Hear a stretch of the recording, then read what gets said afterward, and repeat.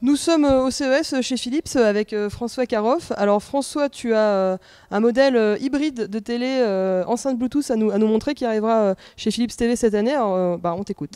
Alors, je dirais au-delà de hybride, c'est plutôt all-in-one. Alors ça veut dire quoi tout simplement? C'est un télé avant tout, avec un tuner sur lequel on peut recevoir évidemment toutes les chaînes telles qu'on a l'habitude d'avoir. Mais c'est également un produit qu'on peut utiliser en mode moniteur. Alors on peut le faire sur la plupart des télés, sauf que là on a les entrées VGA qu'on a souvent perdues sur les téléviseurs, donc VGA, HDMI.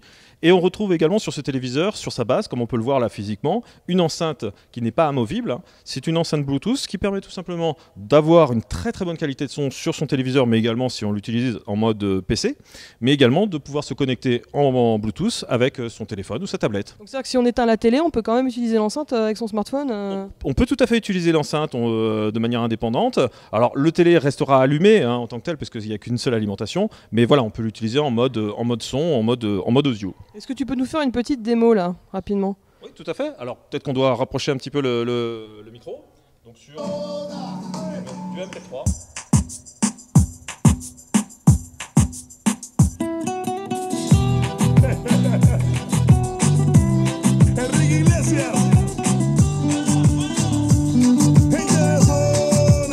Oui, donc là c'est pas mal, on est sur une puissance de 16 watts je crois.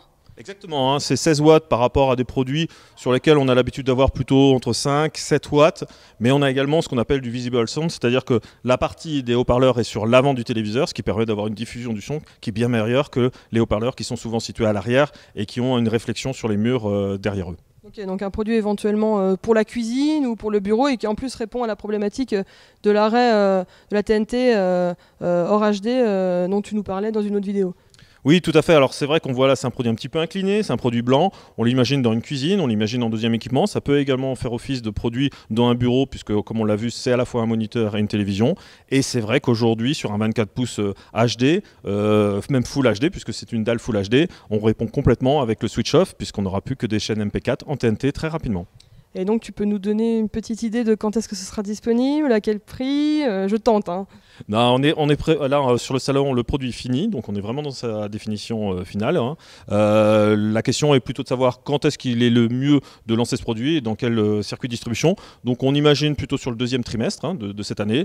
Et en termes de positionnement, on est en train de travailler dessus. C'est un produit qui sera quand même au minimum à 250 €. Il sera entre 250 et 300 €. Très bien, merci beaucoup François. Merci à vous.